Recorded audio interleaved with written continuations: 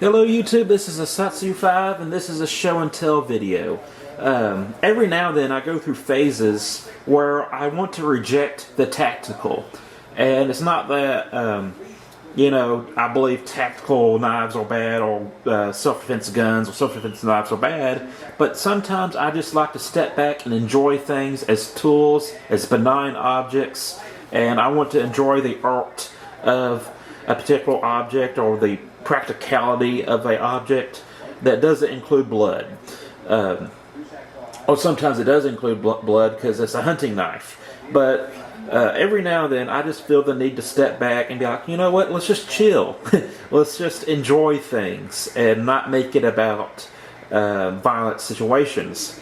Another reason why I'm making this video, a show and tell of some of my favorite EDC knives, is that the content that I want to produce requires me to go out in public, go to the grocery store and buy meat and coconuts and whatever else to do the testing videos, to do the Battle Blades videos, and I take the shelter-in-place thing very seriously. So I'm not doing that right now. But in this list, this is going to be purely EDC knives, and they're not going to be crossover knives into self-defense, with one exception. That's this knife right here, the Obaki. I consider it that it can. I recognize that it can be used like that, and I recognize the Buck 110 can be used like that, but I don't perceive them in a tactical light. Like an Endura. The Endura to me is a tactical EDC knife. That means it's a knife that's made for EDC, but it's also made for self-defense in mind. And the reason is because Michael Janich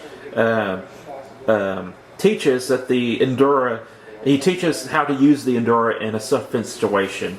So I always, when I carry Endura, I'm like, alright, this is a potential self-defense tool. But I don't think that when I carry this knife. And I felt I needed a fixed blade in this EDC show and tell, so I brought the Obaki. The Obaki can technically be used for that, but in my opinion it doesn't give you a great advantage in self-defense other than having a cutting object.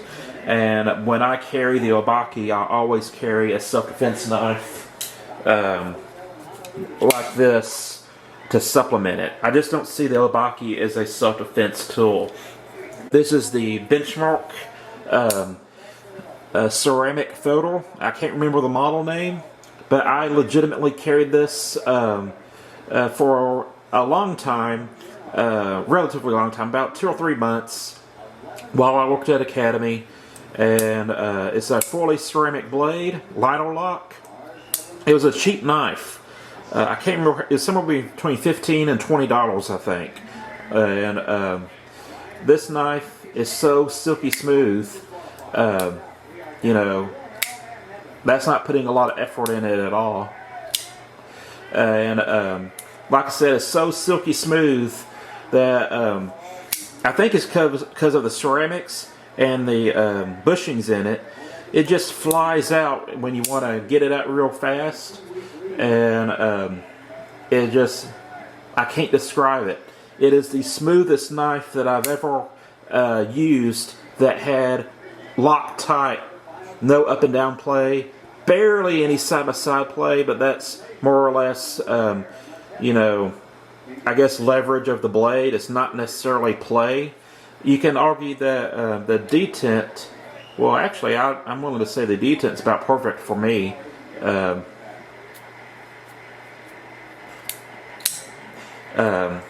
But it's not something that just falls out, but it is by far the smoothest knife I've ever handled.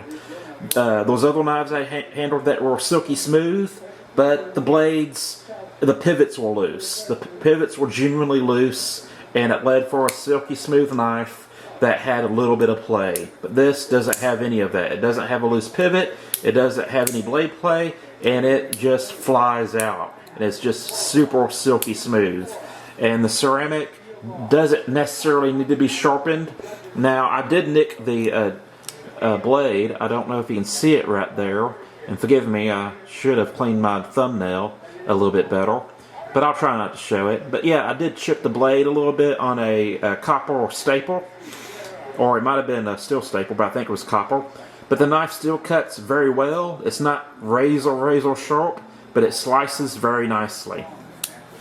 So this is to me like my Sebenza. It's, to me, good looking, and it's not too aggressive looking. It just looks nice, and it cuts very well, and it's just silky smooth. And I've gotten much more enjoyment from this knife than ever handling a Sebenza. And I know that sounds weird, but for whatever reason, when I picked up a Sebenza, it did not click with me, and I can't describe it. So, yeah, that's a thing with me.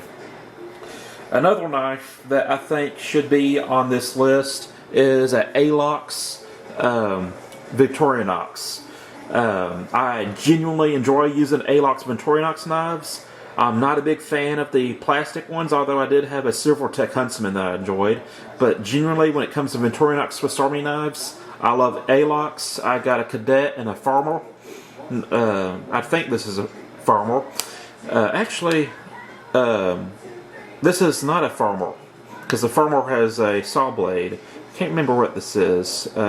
No, this is the Pioneer. So I got the Cadet and the Pioneer. Love these knives to death. I don't carry the Pioneer very often because it doesn't fit in the card caddy pocket that well. It will fit in there, and it did stretch it out, but I prefer the fit of a Cadet. And plus, with the blue Alox and the blue Rick Hendrill pen, it just kind of matches. It's kind of a theme, and there we go. There's the logo, but it kind of has a theme thing going on right there, and I really enjoy that. And this is kind of a sneak preview. This is a Hubertus tourist knife, and I love the stag that Germans use in those stag knives, and this is a mirror polish blade, but that has been scuffed up. I just got this in today, and I got things to say about it, and I'm not recommending it on this. I don't feel like I should recommend it without reviewing it, and I could review it right now just because I have experience with another Hubertus, and this has some of the same things going on, but I'm going to carry it a little bit more before I review it. But I love the aesthetics of this knife, and for those of you who's never seen it, it has an old school cane opener, which I have not tested out yet, and I like to use it before I review it. But I wanted to show off my Hubertus. I just got it in the mail today. I've already introduced you to the Obaki. This is one of my favorite EDC fixed blades. This fixed blade and my Bastinelli Urban Raptor is two of my favorite EDC fixed blades. I did not include the Urban Raptor because it was too industrial looking, and to me it was too tactical looking. And this, to me, doesn't have that. It has a traditional Japanese look to it, and I use this purely as a EDC knife. So we got that. Could not have a EDC knife show and tell without a Trapper. I love the mirror polish. A Trapper is an icon in the United States, especially in the South, and I imagine other places, but it's very common to see trappers on in leather sheaths with men that are wearing Western wear. We got a lot of cowboy wannabes here in Texas, and I'm not saying they're not ranch hands, but I don't consider them cowboys because they don't do cattle drives. They're ranchers. But people who wear Western wear and Wrangler boots, pearl snaps and stuff, it's not uncommon to see them with a leather sheath for their Trapper, and they'll usually tooled leather, and it's a pretty common sight here in Texas. And to me, The Trapper's not my favorite, but I do enjoy it. And I'd love to get me another GEC slip joint. But to me, this is kind of the standard that slip joints are measured by. Is either worse than a case knife or it's better than a case knife. And this is kind of my measuring stick for slip joints. But two slip joints that I love even more than this Trapper, both cases, is this swayback jack. This is a little bit small for an EDC knife for me. But for opening up mail, cutting up apples and stuff, I do use this to eat apples. That's where this patina came from. And the fact that it has a secondary blade, I love my slip joints to have a secondary blade. Not the case with the next one. But this has just been a knife that resonated with me. I genuinely enjoyed it. I don't carry it much now, but I genuinely enjoyed this knife. A slightly larger slip joint, and this one has some history with me, is the Sodbuster. I love the Sodbuster. This one has been textured or sculpted by my brother to have kind of an Anzo pattern. And this is a knife that I associate with my dad. I don't think he carries one anymore, but for the longest time of my life, my dad carried a Sodbuster. And this Sodbuster could also go in my favorite hunting knife series, which I might do. But I've used this knife to break down a deer. In Texas, you can't break down a deer into final cuts at camp. You can only break it down into primals or quarters. So basically, you remove the skin, you remove the legs, and you can remove the back strap and other cuts of meat, but you can't process it further than that. So it's just the basic chunks of meat that you can break it down. And I've used this knife to pop the ball joint out of the leg or the hip. So with this one knife, it's not the best knife for the job, but with this one knife, I can break down the deer to what I can legally have at a deer camp, put it in a ice box, and take it to a butcher to get the final cuts. This is all I need to do that. I've used bigger knives. I've used cheaper knives. I've used really cheaper knives to do it that sucked. This knife does not suck. It's everything you need to really break down a deer for transportation. Not to break down a deer to eating, to cut some meat, but if you need to break down an animal for transportation purposes, this is all I need. And I genuinely love this knife. I don't carry it very much because I do associate it as a hunting knife.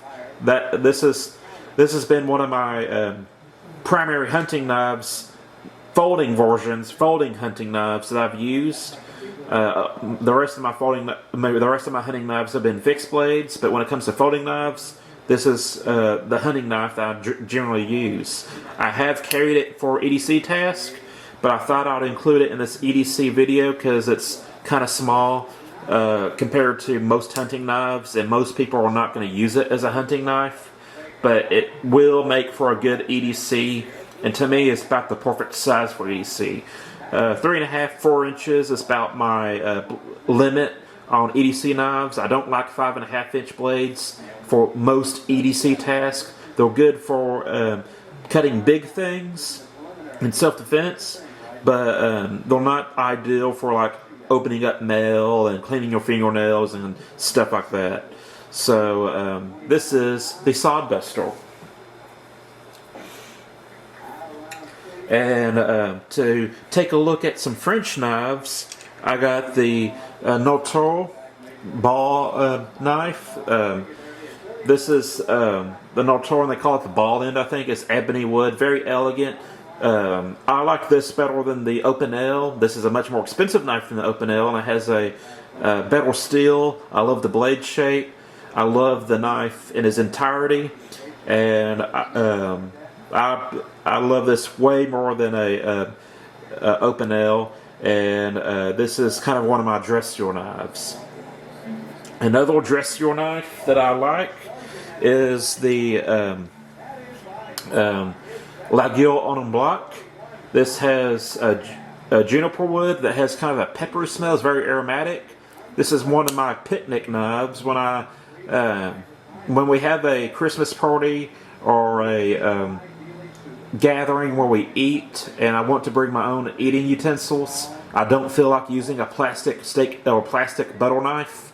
This is the knife that I use. That's pretty much all I use it for, is as a steak knife or any other kind of meat knife. This is my picnic knife, and that's what it's for, and I love it for that.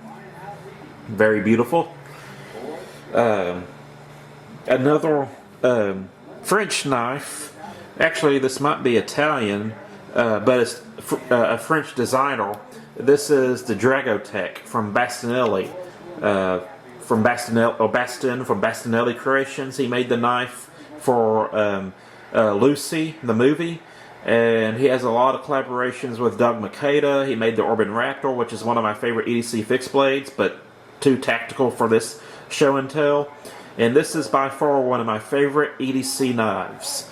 I like the aesthetics of it, love the blade shape. I'm not a big fan of jimping, but I like the jimping on this. It's not too aggressive, and it's just easy to use. Has no lock on it whatsoever, and this is one of my favorite EDC knives.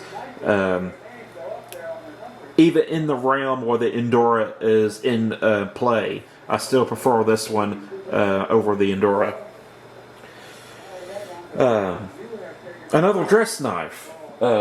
This can kind of count as a dress knife, but this is it. This is the cutlery level Barlow from Baston, or I forget the brand. It's Baston Knives. Cutlery level designed this. As you can see his logo right here. I am definitely not kissing up to him because I do not like flippers. I'm not a flipper guy. But guess what? I do carry this knife. It's usually a dress your knife option for me, and has kind of the tuxedo look to it, black and silver, kind of like along the lines of this. In fact, these are side by side in my valet tray because I consider them for the same task. If I'm going to a wedding, if I'm going to a party that's a little bit nicer, these are the two knives I choose from. And that is the truth. This thing usually, not then, but it does fire out and it doesn't bother my finger or my thumb. I like it. Now I like the fact that it has a secondary blade. I do not like where the thumb nick is located, but that's okay because I'm mostly using this master blade, and the secondary blade is just for just in case type of situation. But I do love this knife. This is not a knife that I carry very often, but I do like it. And I like it for several reasons. One is a laminated blade, I believe. No? Yeah, it's laminated. I see the line now. It's one of 3 laminated blades I have. The other is a Hiko Nogami, but the pivot is way too loose. And I love this watered look to it. You know, it looks like droplets of water on it. It's blue. It matches my theme. But when I first got this, I carried this thing and really enjoyed it. And one of the cool factors is that the watering, this, I guess it's epoxy they put on it, but it's very slip resistant. It's not sticky like tack, or it's not sticky like gum, but it does stick to the skin. The knife itself is a little bit thicker than I'd like. but it gets razor sharp, and I do occasionally carry it. Lastly, this is the Buck 110 Slim Pro.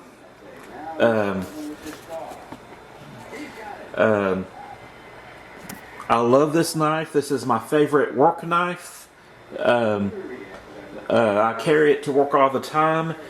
To me, this knife and a knife that I often compare it to is an Emerson knife. And I don't compare it because it's a tactical knife, but I compare it to the Emerson knives because to me, Emerson knives, like the Commander and this, have hammer-like qualities. When I have the Emerson Super Commander, or if I have this knife, I'm not very worried about what I'm cutting, if it's going to damage my knife. It really feels like a hammer. It feels like I can really thrash on it and not have to worry about it. And not only that, it gets razor sharp. And it's S40V, BOS or Boss heat treated. I love the micarta. I don't know if this is strictly burlap, but it kind of has a burlap micarta look to it. It's not the smoothest knife. This is the exact opposite of that. Let's see, where is it? A benchmark knife that's super silky smooth. This one's not the same feeling, but you know what? I can really thrash on this and use it in my blue-collar work environment. So that's why I genuinely love this knife. It has hammer-like qualities, and I'm not afraid to thrash on it. And it still has the Buck 110 feel to it, and it has some modern conveniences like a pocket clip and a thumb stud. And you're probably wondering what that silver thing is right there. I just came across it in my valet tray. I got this at, I think, the 2008 NRA convention. Or no, I don't remember what year it is. But this is a replica of the 45-110 Bullet from Quigley Down Under. I got it at the NRA convention. And I don't know if that's rust or if the if plating is scraping off of it. I wonder if I can get it replated, possibly gold plated. But yeah. Let's see if I can get it to focus. But it has Tom Selleck's signature on it. And this has nothing to do with the video other than show and tell. I had this on a lanyard connected to my guitar, my Alvarez guitar. And my Alvarez and this came to school with me almost daily in high school. This, along with my guitar, this was just an ornament on my guitar, and it kind of banged up against it and banged up against other things. You can see it's nicked and scratched, and I would really like to either polish it or get it plated. I need to find out if that's rust or if that's plating that's being removed. So that's it. That's the show and tell. For the sake of putting a video out and entertaining you, this is what I came up with. I'm thinking about doing some of my favorite hunting knife choices, which was not a lot. Genuinely, when I picked a hunting knife, I stuck with it for a while. So that's it. I'm a Satsu 5, and I'm out.